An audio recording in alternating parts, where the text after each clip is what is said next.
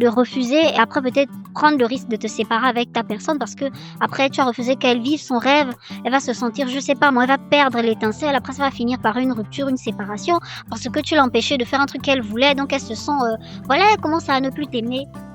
Très souvent, on se dit qu'on prend des décisions par amour et l'on croit que l'amour peut tout encaisser. Mais très chers hommes, sachez prendre du recul avant de faire des choix capitaux, car à la longue, ces choix de complaisance peuvent conduire malheureusement votre couple à sa paix. Ok? Les autres, dans leurs films, dans leurs shows télévisés, ils ne nous montrent que le bon côté de la chose.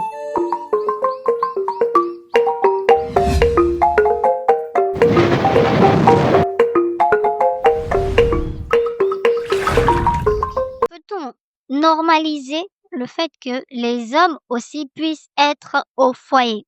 Oui, pour moi c'est possible. C'est possible que les hommes puissent être aussi au foyer et que ce soit la femme qui aille travailler. Pour moi c'est totalement possible.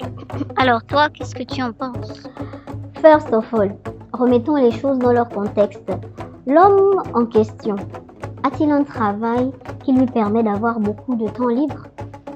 Alors, c'est pas tellement que l'homme ne travaille pas, c'est plutôt qu'il a choisi de rester à la maison pour s'occuper des enfants parce que le poste que sa femme demande beaucoup de Dans l'état responsabilités. actuel des choses Donc, en Afrique, pour qu'un homme se retrouve père au foyer, il faut soit qu'il n'ait pas ou qu'il ait perdu son travail ou encore que le salaire que sa femme gagne est supérieur au sien.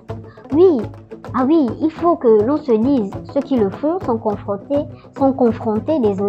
à ce genre d'accord, de cas de donc qu'est-ce figure. que ça veut dire? Tu es d'avis que ça existe, c'est possible.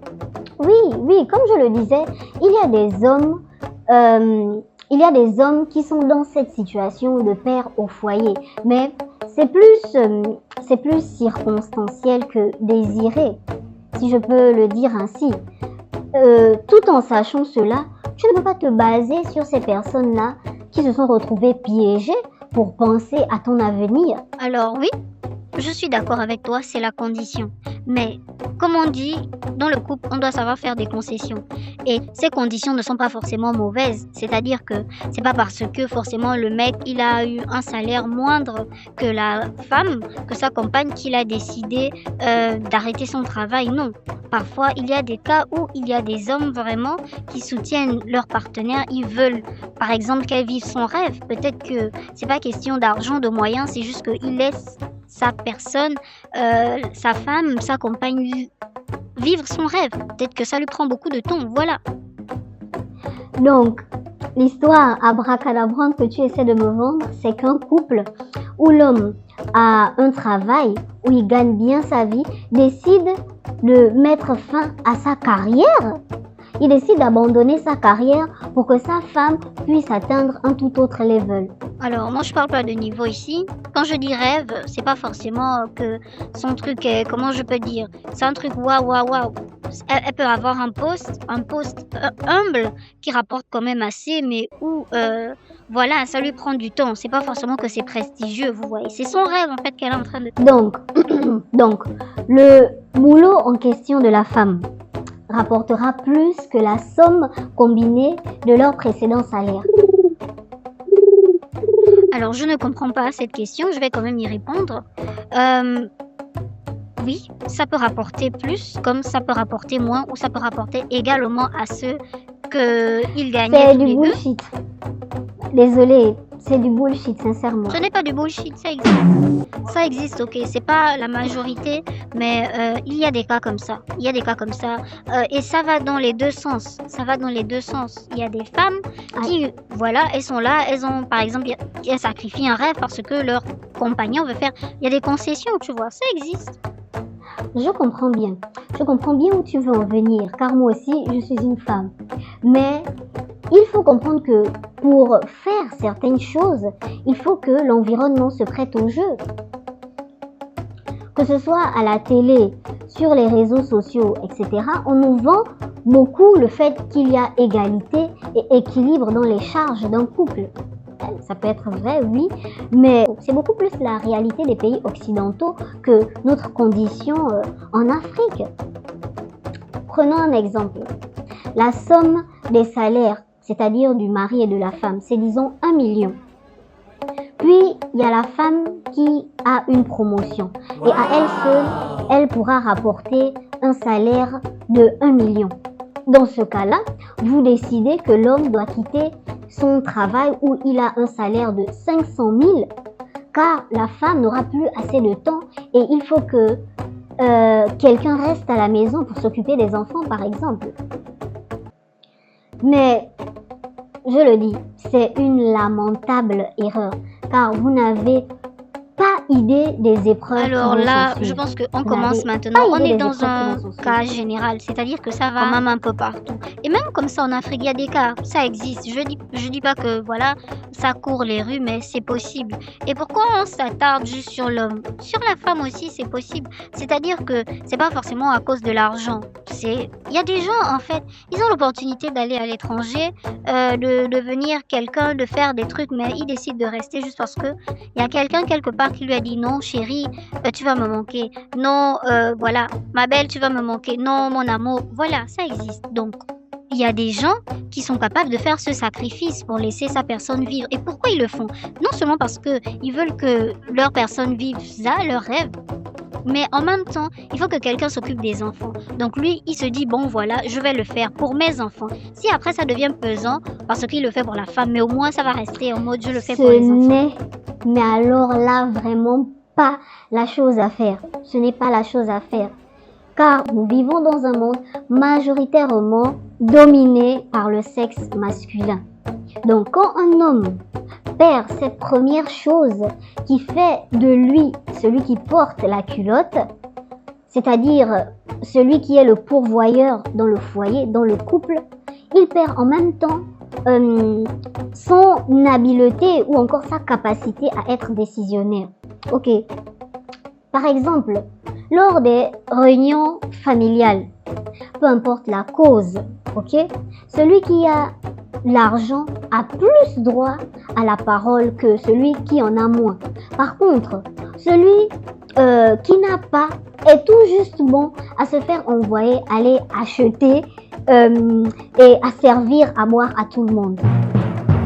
C'est une réalité. Alors, back to what I was saying. Si dans le foyer c'est toi l'homme, et tu n'as pas de travail, automatiquement tu as perdu ton pouvoir décisionnaire. Oui, il est vrai que ça pourrait bien se passer. Entre vous, mais tu n'auras plus le pouvoir pour taper du poing sur la table. Car à ce moment-là, ta culotte, c'est ta femme qui l'aura mise. C'est-à-dire que pour avoir certaines choses, tu devras demander d'abord à ta femme. Les décisions ne seront plus les tiennes, mais par contre, les demandes vont devenir ton quotidien. D'accord. Alors, je vais pas aller contre cet argument parce que je trouve ça logique, c'est plausible. Il y a des cas comme ça qui existent. C'est pas impossible et c'est fort probable. Mais le fait est qu'il existe des hommes comme ça qui décident de devenir père au foyer, peut-être premièrement pour laisser leur compagne vivre leurs rêves ou encore parce qu'il faut que quelqu'un s'occupe des enfants. Ils ne veulent pas en fait laisser les enfants livrés à eux-mêmes. Ils décident de prendre leur rôle et de le faire pour les enfants. Ça existe aussi ceux-là qui le font. Et la Voilà, femme, c'est pas ce n'est pas impossible. ce qu'elle veut. Oui, disons-nous les choses. On cherche la stabilité, nous recherchons la protection, la sécurité. Ne faisons pas dans la mauvaise foi, mesdames. C'est vrai que nous sommes capables de nous prendre en charge et on a tout autant les mêmes capacités à prendre des décisions. Je n'en disconviens pas. Mais le souci est que nous vivons dans une société patriarcale. Et de ce fait, si l'homme perd l'ascendant, perd énormément. Ah oui, je Il perd comprends. énormément. Je comprends tout à fait et ça fait partie des différents scénarios qu'on accepte lorsqu'on décide de laisser sa moitié vivre son rêve. Effectivement, ce sont des adultes, ils ont dû penser à ce genre de scénario. Peu importe ce que tu fais, peu importe tes choix, on va te critiquer. Il y aura forcément quelqu'un pour venir dire quelque chose par rapport à ta façon de vivre. Et alors, tu fais ce que tu veux, tu fais ce que tu penses être capable de faire pour la personne que tu aimes. Ce que je me dis. Donc quand tu acceptes d'être voilà le papa au foyer, ça vient avec tout ça. Tu sais déjà qu'on va te charrier. Ça va commencer par les membres de ta famille et ça va s'expandre jusqu'à tes amis. L'amour, c'est bien. L'amour, c'est bien, mais la réalité est là. Toi, monsieur, toi qui es en train de regarder là, tu penses que tu auras encore ton mot à dire face à ta belle-mère ou à un membre de sa famille?